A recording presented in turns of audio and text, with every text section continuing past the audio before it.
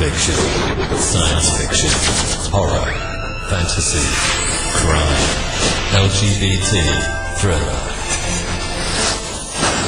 You have now entered the House of Mystery with your hosts, Eric Shapiro, David North Martino, John Copenhaver, and Oware. Heard on KCAA 106.5 FM Los Angeles, 102.3 FM Riverside, and 105.0 AM Palm Springs. Welcome back into the House of Mystery. I'm Al Warren, Mr. Dave Martino. Present. I'm Present. here. Present. I want presents. It's a month early, but I want it's close. Presents. Yeah. You're out shopping, fighting all the people at all these sales and stuff going on. That's right. Yeah. That's really why you were in these martial art classes. That's right. So that I can fight my way through the crowds. Yeah. You go out hunting for food and groceries and all that stuff like that. And that's right. You didn't have to fly, did you, when you were going for that last training or anything? No. It's I just drove. It's in the area. Oh, good. Because that's an hour. Every day I turn on the news and there's another person freaking out on the plane, like that lady that, this morning here, it's just a lady gets out on the plane and she goes down the aisle and she just squats, pulls down her pants and goes to the bathroom on the aisle, right? Like, oh, well, okay. Yeah, another good day. And then the other day, the one lady, they take off and then she starts crawling across all the tops of the chairs. Could you imagine sitting in a chair and someone's crawling? And she's screaming out that she's been kidnapped or something weird, right? And you're thinking, this is a bad movie. And they get her down. And then all of a sudden another lady at the end of the house gets up and starts screaming out that it's Satan, right? Oh. Satan's going to take down the plane. Satan's after all 200 of us on here, and we all got to get down and pray because she's Satan. She's possessed. Like, wow. You don't need movies anymore. No. You don't need the in-flight movie. No, the entertainment is on there. board. But I was just thinking, could you imagine you're the person that waiting at the other end, the other city to pick up one of those people? Oh, no. How was your flight? Hi, dear. How was your flight? Oh, it's okay. Why are they cuffing you and taking you away? Well, I kind of got a little lost, crazy. Anyway, speaking of wild and crazy people, returning guest today. And, he's relaunched a book, an award-winning book, and he's got new music out. So he's a very busy guy, unlike you, Dave. Yeah, that's There's right. people functioning in this world. That's right. Trying to do something good for other people, not just, peeing on flights like you. Yeah. Okay. I wasn't supposed to tell people that. No. Well, we've got Nzondi. Thank you for being here. You guys, Al and Dave, oh my God, you guys are hilarious. I'm just crawling on top of the airplane seats. Wow. I'm just happy to be here, and thanks for having me. There's always a gas, Al and Dave, bringing me brighter days. Thank you. Well, that's the whole idea. You kind of have to laugh at this. Yeah, you have to laugh because here we are. We're trying to do whatever you're out there, and it's a lot of work doing what you do. The writing and music and just everything and you're trying to do stuff in life and get ahead and make an effort. And there's all these weird things going on around us. So you just have to laugh. Yeah, that's right. There is so much going on. And yeah, you do have to laugh because if you don't laugh at yourself and all the crazy stuff, that happens, it can be really tense. So you got to laugh at yourself. And I'm laughing at myself all the time. Like just the other day when I was doing some wind sprints right here in South Pasadena in California, doing wind sprints, and just took a nice little tumble. I never fall in the middle of the intersection. Everyone saw me. I bounced right back up on my arm that I just tore my deltoid muscle and just ran around the corner, and just laughed to myself because you got to do that. Yeah. You Yeah. can. Oh, yeah. Yeah. You can't take it too serious. There's, or you'll end up on a plane crawling It's across Satan! seas. It's Satan, I tell you! Yeah. Yeah. That's right. You'll be just, it'll be over before you know it. This sounds like it could fit in your story almost. Like it's the end of the world, and stuff like that. It could be a real. Do you hear that scribbling noise? That's me writing it down. Yeah, I guess it really, the way the world's been the last 10 years, for sure, you can say that, there's so many, the way people are so off the rocker sometimes, you can get pretty wild in a book, I guess, in science fiction and stuff in a sense, because it's not like people will say, well, no one would ever do that, because they do. Yeah. Yeah. That's true. I mean, every day you hear something really just crazy, and that's a lot of it. People always ask me, where do you get your inspiration from? From life, how bananas, things are, and all these different stories that I hear, and, things I read in the paper, or not in the paper, things I read online, because it's a lot of source material, I tell you. Well, when you get someone coming up asking you that question, you can say, well, it's good people like you that inspire me. And they won't even catch it. Now you reminded me of that T-shirt a lot of writers wear, be careful how you treat me. You might end up in my book. Yeah, right. Yeah, and it won't be a good part. And it won't be a good part. So listen. So on your Oware Mosaic, now that one is being relaunched, new publisher and all that stuff. But this was like a Bram Stoker winner. Yeah. And when you have that happen, do you feel a lot of pressure then on whatever you do to follow up now? I wish I could say no, but absolutely. I think that's why it's taking me so long to finish the book that I'm writing now, my upcoming novel. I just, you really shouldn't put that kind of pressure on yourself, but I think with me, it was just automatic. Like, you just you win that award. And first of all, I'm just blown away, and I will never stop thinking, StokerCon and the Horror Writers Association for bestowing me with such a prestigious award. But it's like, now what do I do? And I'm just trying to at least, level the game and learn more and read more and study more so that, I'm consistent and not the one hit wonder kind of thing, so. Yeah, but that in itself, I guess but it puts you in a place where you're aware of it now. You're not just doing it. You have to think about how people are going to take you from now on. I would think it would. I feel like it would put on some pressure. I win Stoker awards, but they're Stroker awards, but they. Did I hear you correctly? But I never feel the. Yeah, but I never feel the pressure. Wait. So many layers to that. I'm not even going there. That's good. Well, you do what you have to, right? Whatever you can do. Yeah. So listen. So what is it that you when you wrote this book originally? Did you have an intention of or a meaning or some sort of thing that you wanted people to get out of the book, or was it just a pure entertainment book? Yeah, I did want to. I did, have like a subliminal message. I didn't want to preach too hard, but I had like the subliminal message, and like I taught school for 13 years, middle-aged kids, and I'm always trying to drop little tiny Easter eggs of, diamonds to encourage the youth and stuff like that without preaching. So I had a lot of little things like that in the book, where it wasn't really teaching or preaching, but it was like little gems that my characters learned or was told or made mistakes on.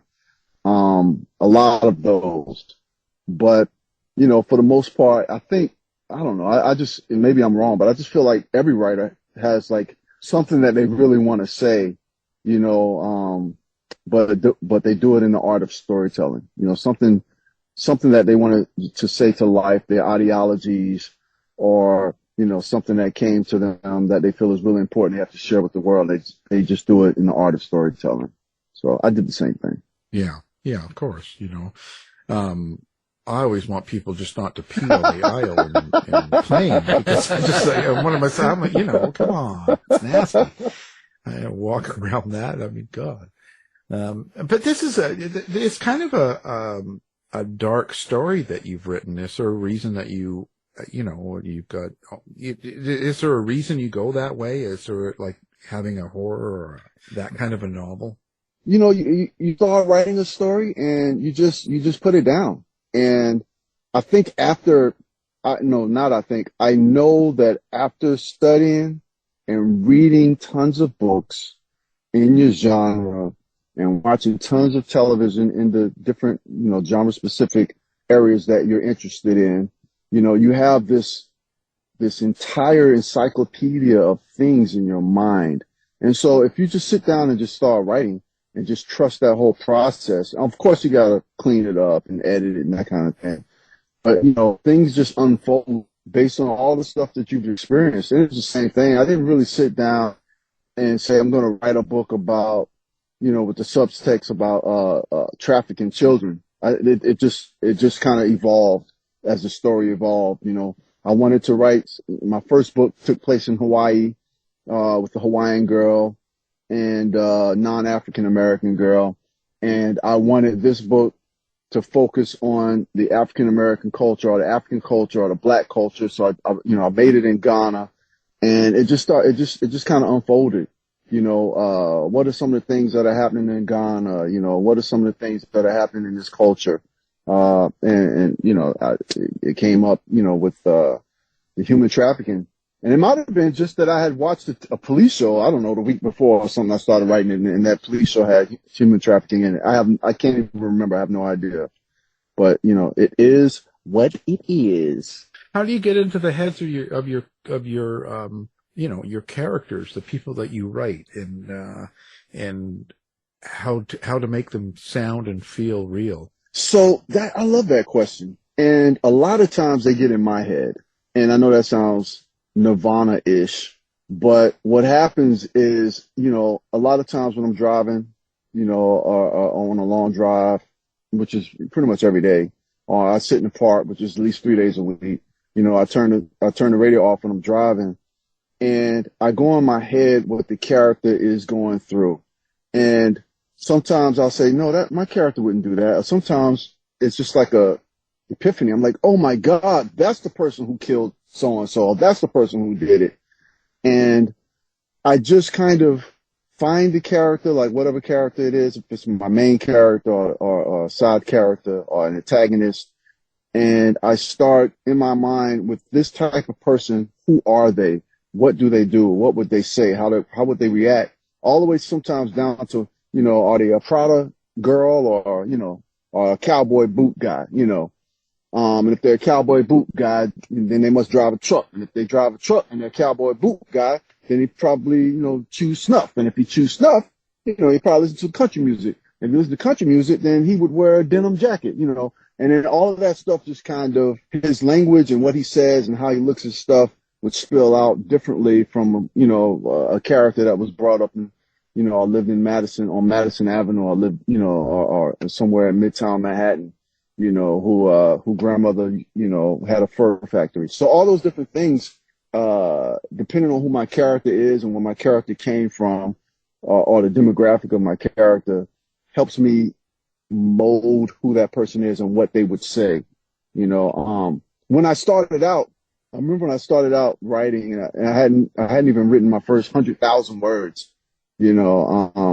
I had a character. I had two different characters. I had one that was a Jamaican character, and I had them speaking. I tried to write the way they spoke. Yeah, man, we over here with some teams, let's go on and get that, chuh. And my critique group was like, this is annoying. This is so annoying. And so I learned that, with the different dialects, you got to tone it down a little bit. And then I had a British character, and I'm not a Brit. So, I was so off and so wrong with how I had the character speaking, and that took the person out of the story. So I also had to learn to really, write a character that felt real and felt true. And, not too many slang words, not too many, dialects that are too weird or different that takes you off page. So it was a whole learning process. It took me about 10, 11 years to get like that. Oh, I imagine, trying to be learn a character like a transsexual truck driver listening to Kid Rock while drinking Bud Light. Love it. I love it. I love it. Yes. He would talk a certain way. Even though he's a truck driver, he would talk a certain way. That's funny. Well, it's funny. In the same vein, I know you've done some acting. Is it kind of like, I don't know if it's the term method acting is the right term, but is it kind of like acting for you in a way to create these characters? Yeah. I never thought of it that way. Yes. Because what you try to do is, you embrace whatever that experience is that you've ever had before, or that you feel that character needs in order to, make them come alive. So yeah, it's kind of like that. Yeah. It's to make, but I guess when you do something like this, and you're kind of being these character stuff, you kind of live through the character in a sense. Like when you drive a lot, then why do you drive a lot? So my day job, which helped sustain me, when I quit teaching, was as a stand-in, and a stand-in is a stand-in actor. So I work for TV and film, and I'm hired to basically be more or less a rehearsal actor. So instead of the actual actor standing there for 13 hours while they set up the lights, practice the camera moves, get the microphones right and all that kind of stuff, they have a stand-in. And so the actor just really comes there and does the initial rehearsal to show the crew what they're doing. They go sit down, and then when it's time to shoot the actual film, then they go on, they shoot the film, and then they go sit down, and we go on. So we stand there when they do all of the different modifications or the setup, for the shot. So in being a stand-in, we are on a lot of different locations, not always in the studio. So I'm always driving, so I might be driving 20 minutes away, 30 minutes away, 40 minutes away, or 10 minutes away. So I'm always driving. And when I'm driving, and I'm in depth with the story, I'll turn the radio off and just let my mind, sing to me. But those voices, those characters in your head don't tell you where to drive, do they? No. No, good. I mean, that's important. You don't want to get carried away. Then you'll end up, who knows where you'll end up flying to the airport. What are you doing? Turn left. No, yeah, turn right. No. No, that's right. But you must live through those characters in a sense. You know what I mean? You got to put yourself into that place and what it would be like to be trafficked, or what it would be like to be in different situations that you're writing about to make it real and stuff. Do you think that going through a process of writing a book changes you as a person? Okay, I'm gonna answer that in two parts. The latter part, yes, it does change you. And the prior to that, I don't necessarily live through the character that way. It's what I've been exposed to. So like if I read a lot about a certain character, it stays in the back of my mind, or I saw that type of character on TV, or I've grown up with that kind of character. I've been exposed to that type of character at work, or, family member. Like I just met a family member at a funeral about 3 weeks ago, and I came up with I don't even know if this word exists. I made it up myself after calling her a habitual liar. And my cousin was like, she's not a liar. She just likes to play games. I'm like, she's a hyperbolist. She's a hyperbolist. And she, she had me and my older aunts going and telling us all these stories. And we believed her because, why wouldn't we not believe her? And come to find out, it was like all exaggerated, gross exaggerations, So she's going in my book somehow. I want that kind of character, that I was exposed to. I want that kind of character that just, you has everyone going and just, oh my God, it's just a total liar, but it's not a liar like, it's like they're a storyteller, they're a storyteller, and they make you believe what happened to them was real, and you find out they're out of their minds, She even named, I think her daughters have her name. She has 3 daughters and all 3 of them have her same name. I'm like, oh my God, I gotta use this person as a character. I just changed the name. Yeah. Does she fly in planes a lot? That might have been her. If you heard the story somewhere, it might have been her who told them that story that you read or saw. It wasn't real at all. Well, speaking of that, do you hear your characters? Is that how you create dialogue? Do you have to speak it out loud? We have, different writers that we speak to have different ways of creating their dialogue. How do you do it? Yeah, I hear them. I actually hear them. I grew up with a woman. I was 4 years old when she took me in. So she was 70 when she took me in, and she raised me, and she was my grandmother. And I hear that whenever I have, no matter if the character's black or white, whoever, Asian or whatever, if it's an older character, I hear my grandmother's voice. That southern, motherly, grandmother. Boy, you ain't eating nothing. Come on over here and let me put some meat on you, boy. All of that. I just hear that. I hear that voice, and so that character is usually always in my book. Some type of grandmotherly Nana type character, is always that. Probably most people have had in their family at some point or another. That makes the apple pies and all that kind of stuff. So I hear that voice. I hear that voice in my head. Yes. Yeah. That's me making the pie. Grandma. Grandma Al. I went to Chicago, with my girlfriend, and we stayed at her brother's house, and her brother, I don't know, he's probably, 40, 42, something like that. And he is the most hospitable host that I've ever been with. I mean, when he picked us up from the airport, I sat in the car in the back seat and he handed me a Gatorade Zero. How in the heck do you know I drink that?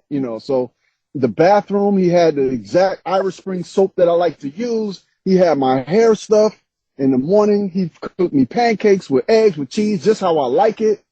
And he cooked the whole Thanksgiving dinner. I mean, I was like, man, hey man, you're like an old black lady. I love the old Southern black lady.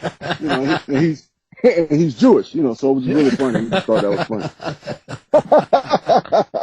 So yeah. And he's probably stalking you. He's probably outside your place, taking pictures, and knows everything you use and do and say. He's on it. He's watching. He's like Mission Impossible. Oh my God. There, it's all over. So now this has influenced you, I guess, in a way, to start writing music and releasing songs. Like, it's related to your characters, I believe, in the books, right? Yep.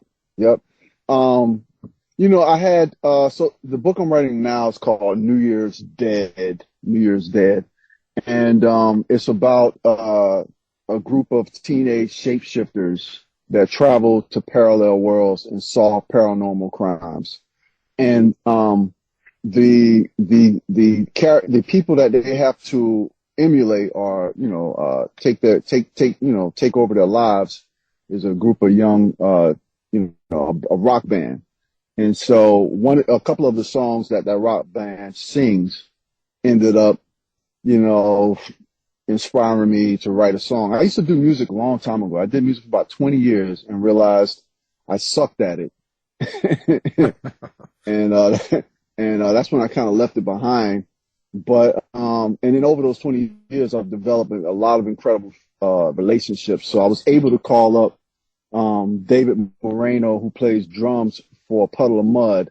And he played the drums on the track. And I was able to call up, Fredro Starr, who was Moesha's boyfriend in the TV show Moesha. And he's also in a legendary group from Queens, called Onyx, slam, let boys be boys. That's his song.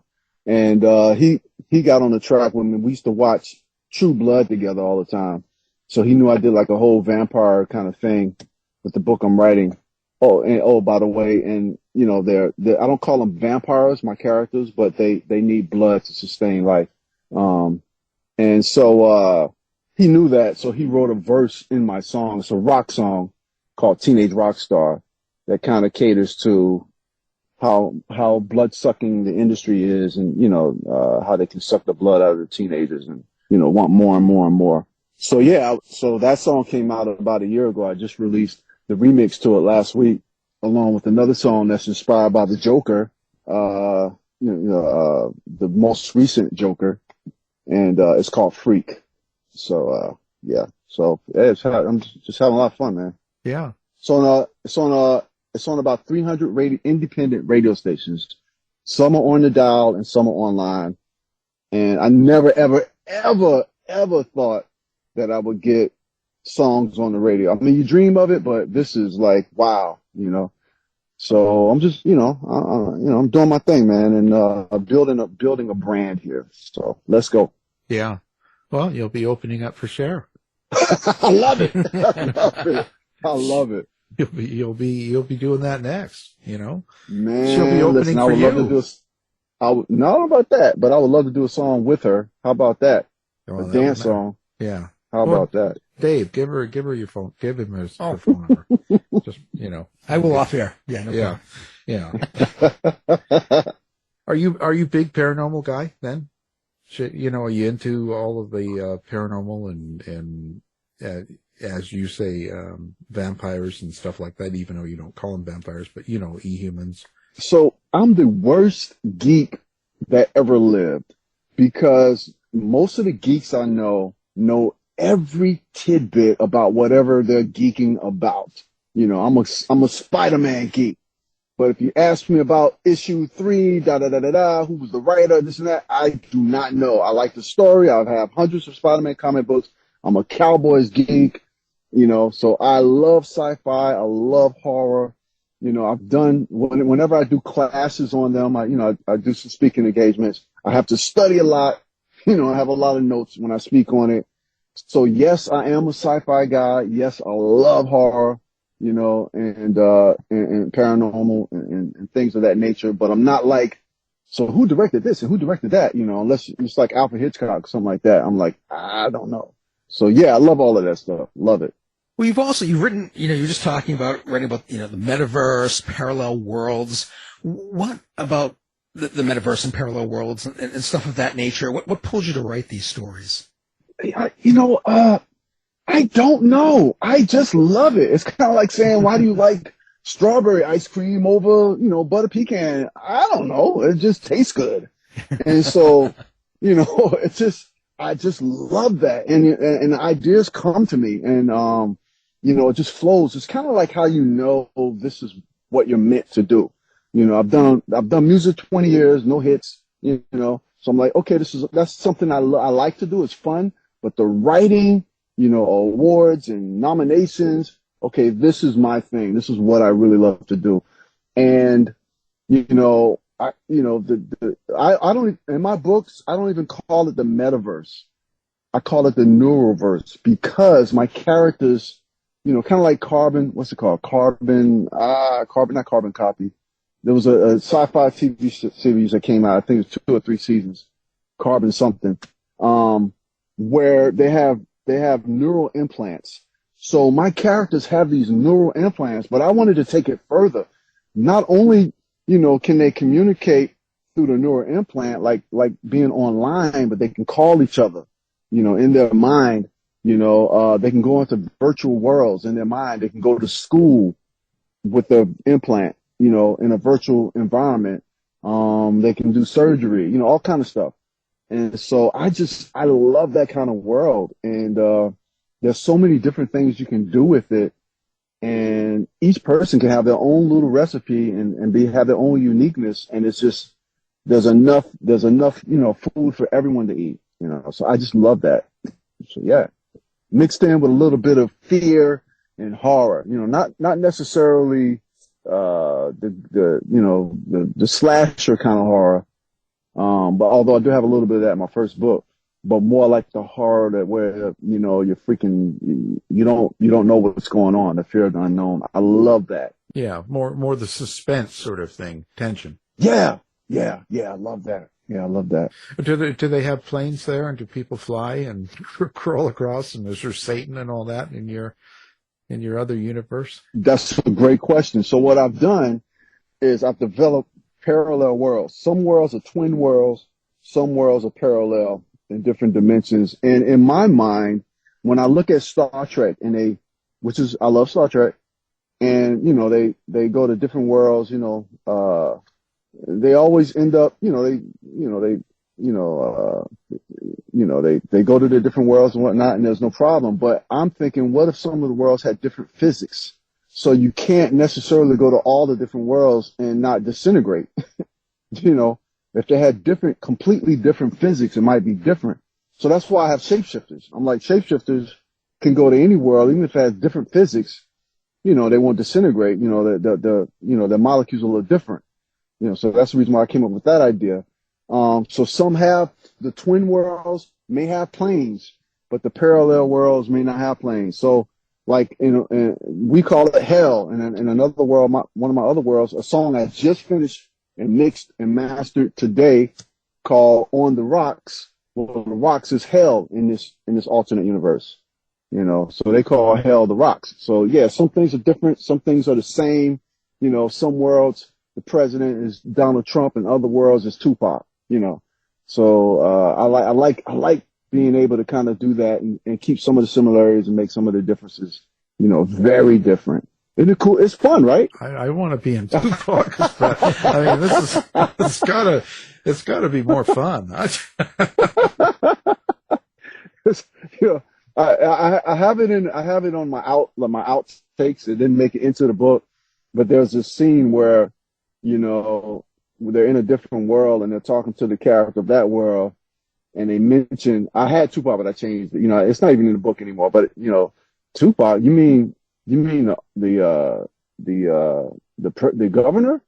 The governor? No, the hip hop artist. And they laughing at him like, hip hop? No, he's a politician. So, you know, I have that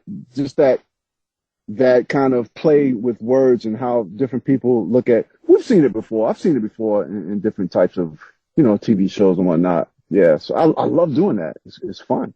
Yeah, messes people up. That's good. I like that. Mm-hmm. So where do you see yourself going? So what's happening now? Where are you going to be 5 years from now? That's a great question. 5 years from now, the TV series will be out, hopefully not canceled. Give me at least 3 years on Oware Mosaic. I'm working with an executive producer, Dan Shaw Productions. He brought me in as a producing partner to turn the Bram Stoker winning book, Oware Mosaic, into a TV series named after the character called Feeni Xo. Feenixo, Feeni Xo. And it's, you know, it's going to be a little bit more than, we're going to divert a little bit from the novel, where it's going to be, you know, teen drama. It's going to be full of romance, full of secrets, full of lies, and full of mystery. And of course, you know, a futuristic post-apocalyptic kind of vibe, where half the world is the real life and half the world is in the virtual reality world. And so, I feel like I'll be sitting in Video Village, you know, watching the actors and working with the directors, or, you know, just watching the directors bring this book to life and the characters to life. And, that for a fact, and hopefully by that time I will have finally gotten a New York Times bestseller. That's like my big goal. You know, I gotta be a multiple New York Times bestseller. Let's go. I gotta get it. Well, and of course we can tell people now I'm going to be starring in that series, right? I don't want to do that. No. Oh, Alan, you'll be in there. You'll be the wizard. Yeah. Yeah. I'm I already got a name for you. Mushroom. Yeah. Oh, I'm the young girl that Feeni kills. Come on. The Wizard of British Columbia. Yeah, the Wizard. Yes. Yeah. I was doing. You know, that's funny because okay, so Feeni has in the game, she's never met. You know how you can play on games and you can never meet a person, but you know, you game with them and never seen them, and they have an avatar. So she's been playing this game where they solve cold cases, right? Real cold cases. They solve them in the game. The police, you know, allows them to solve these cold cases. And in the game, her partner is this, you know, 40-year-old white guy. But in real life, you know, she's a 17-year-old black girl, you know. So yeah, you could definitely be that detective. Let's go. Okay, there you go. Yeah. Perfect. I've got it made. See? I'm a star. Yeah. Nobody wants. As Dak Prescott would say, here we go. Yeah. Nobody wants to see that, you know. They'll, you know. Well, anyway. So, okay. Well, perfect. So you've got it going on. That's it. As long as you want it, you'll get there. If you want it, you'll get there. You'll be a New York Times bestseller, and you'll have a big TV series starring me, of course, and Yeah, it's all good. So listen, are you big on social media, website, all that sort of thing or not? Yeah. I'm on a lot. I remember my first publisher had me on about 15 different social media sites. I'm not on that many anymore. I'm on about 3 or 4 now. Only 3 that I really do 2 I really do on a regular basis. So anyone can find me at as my handle as Nzondi and the number 3. So N as in Nancy, Zond, D as in David, I, Nzondi 3 on most of my social networking sites. And if not, a lot of people know me as Ace Antonio Hall, ACE Antonio, like Antonio Banderas, Ace Antonio Hall. Either one of those, you just Google it, and it'll pop up. If you put in Zombie, it's going to pop up my music or author. You just click one and then it takes you to a whole, web of whatever that direction is I'm doing in that genre. Well, fantastic. We're going to put all that up too, so people can find it and find you and they can send you pictures, send you mail, send you letters, say, hey, pick me. Well, that could be very interesting. Well, to say the least. It never gets old. Well, anyway, we appreciate it, and I'm glad you came to talk about your book and music and everything. And what can I say? So, thank you for being here in Nzondi. Oh, thank you so much for having me, Al and Dave, making a brighter day. Thank you. Thanks, Nzondi. You've been listening to the House of Mystery radio show. To find out more about our guests, hosts, or shows, go to www.houseofmystery.com. Show's over for now. Was it as good for you as it was for me? Yeah. Good night. This has been a production of Something Weird Media. I'll be back.